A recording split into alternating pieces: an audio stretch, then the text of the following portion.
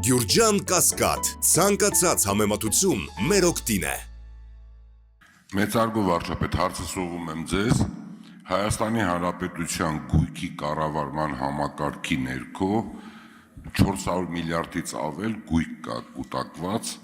որոնց մեծ մասը ոչ վարձով է տրվում, ոչ վաճառվում է, ոչ էլ տեղյակ ենք, թե ինչի մասին է խոսքը։ Բայց երբ որ դիտում ենք Հայաստանի Հանրապետությունում մասնավոր սեկտորի կողմից, գործակալությունների կողմից անշարժ գույքի, տեսնում ենք, որ տարեկան մոտավորապես առք ու վաճառք կատարվել է մինչև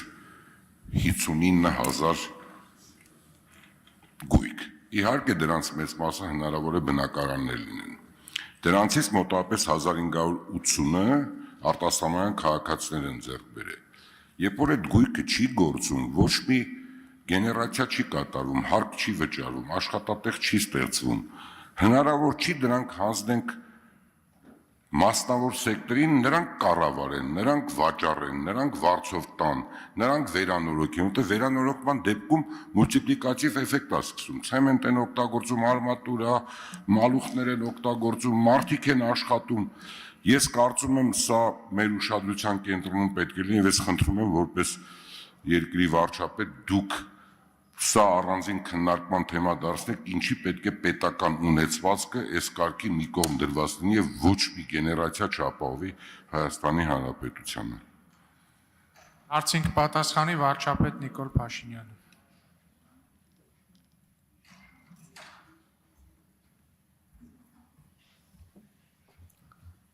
Շնորհակալ եմ հարցի համար։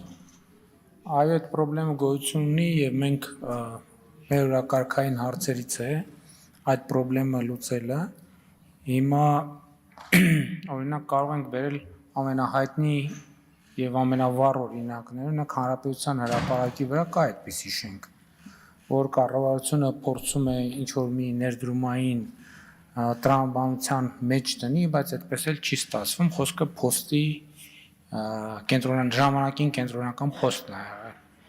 Երբ որ ուզում ենք հասկանանք, բա ինչի հետաքրքրություն չկա, պարզվում է, որ ասենք օրինակ շատ ստանդարտների չի բռնում այդ շենքը, սկսած նրանից, որ կայանատեղի խնդրեմ ունի, սկսած նրանից, որ պատմամշակութային հուշարձան է եւ այդտեղ լրացուցիչ միջոցառումների շատ խիստ սահմանափակումներ կան, սկսած նրանից, որ հետևի հատվածներ ինչ-որ մի ժամանակ, որ այդ համալիրի մաս են եղել սեփականաշնորհվել, առանձնացվել են եւ այլն եւ այդպես շարունակ, բայց այդ խնդրեմը կա, բայց եթե կան կոնկրետ գաղափարներ, թե ինչ սխեմաներով դա կարելի է անել, իհարկե այդ գաղափարներն քննարկելի են, մենք բաց ենք այդ գաղափարների համար եւ նաեւ այդ մեծ թվերը այո շատ կարեւոր են, բայց երբեմն մեծ թվերի մեջ էլ պետք է մենք խորանանք, որովհետեւ ձեր ասած 400 միլիարդ ասիկ, 400 միլիարդ, երբ որ նայում ենք այդ գույքը, տեսնում ենք, որ այդ գույքեր կան, որ գտնվում են այնպիսի տեղանքներում, որոնք ընդհանրապես ոչ մեկին հետաքրքիր չեն, մի ամայի վայրում են, իհարկե հակառակն էլ կա, եւ կան դեպքեր, որ հիմա կոնկրետ ներդրումային հետաքրքրությունը ցուցաբերված է եւ իրականացվում է։ Ուզում եմ այն մյուս փոստի շենքի մասին խոսեմ, որտեղ առևտրի համաշխարհային կենտրոն բրենդի ներքո մենք նախագիծ ունենք, որը առաջիկայում պետք է իրագործվի։ Այո, այդ իրականում շատ նուրբ եւ բարդ գործընթաց է եւ մենք այդտեղ խնդիր ունենք։ Մենք խնդիր ունենք, որ ասենք Երևանի կենտրոնում գտնվող համալիրներ դրվել է մասնավորեցման եւ կամ հետաքրքրություն չի ցուցաբերվել։ Եղել են հիմա կոնկրետ ունենք իրավիճակներ, երբ որ մենք մի սխեմայով փորձ էինք անում դա դնել մասնավորեցման, բայց այդ թվում որոշակի քննադատություններ եղավ մասնավորեցման այն սխեմայի վերաբերյալ, որ մենք ուզում էինք կառավարությունը մտածում էր անել, այդ սխեման փոխեցինք, մասնավորեցումը տեղի ունեցավ, բայց այնտեղ հիմա ճգնաժամ է առաջացել եւ մեծ հավանականությամբ այդ մասնավորեցման արդյունքում առաջացած ճգնաժամի լուծման պետք է զբաղվենք, համենայնդեպս ես արդեն այդ նամակների հոսքը ստանում եմ, բայց որ թեման պրոբլեմատիկ է եւ շատ կարեւոր, այդ միանշանակ է, բայց ուզում եմ ասել նաեւ, որ եթե ես չեմ սխալվում, 2024 թվականին պետական գույքի կառավարման տողով պետական բյուջեի եկամուտները էականորեն աճել են, մոտավորապես եթե չեմ սխալվում 20 միլիարդ դրամի եկամուտ ենք ունեցել պետական գույքի կառավարումից, ինչը առնվազն նշանակում է, որ այդ հարցը մեզ իրոք շատ հետաքրքրում է։ Եվ մենք ընտրտուքի մեջ ենք եւ սխեմաների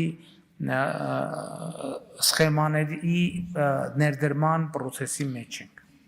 Արձագանք։ Մի պատմություն եմ ուզում հիշեցնել 99 թվականին 98-ի Ռուսաստանի դեֆոլտի արդյունքում Հայաստանի Հանրապետությունում անշարժ գույքը բավականին ընկել էր գները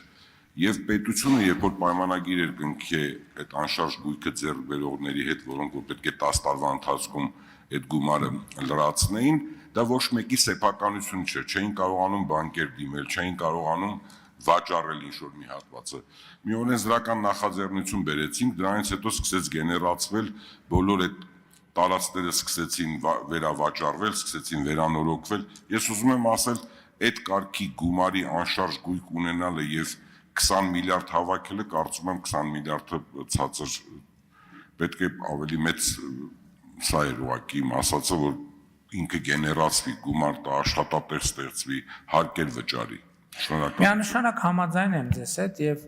այսինքն այն մասով, ինչ մասով օրինակ պետական գույքի կառավարման կոմիտեի նախորդ եւ նախանցյալ տարվա հաշվետվությունների քննարկումը եղել է, ես այդ խնդիրն եմ դրել։ Բայց հիմա ես ուզում եմ մի ուրիշ հարցեր անդրադառնամ։ Մենք ահռելի գույք ունենք հանրապետությունում, որ ժամանակին մասնավորեցվել է,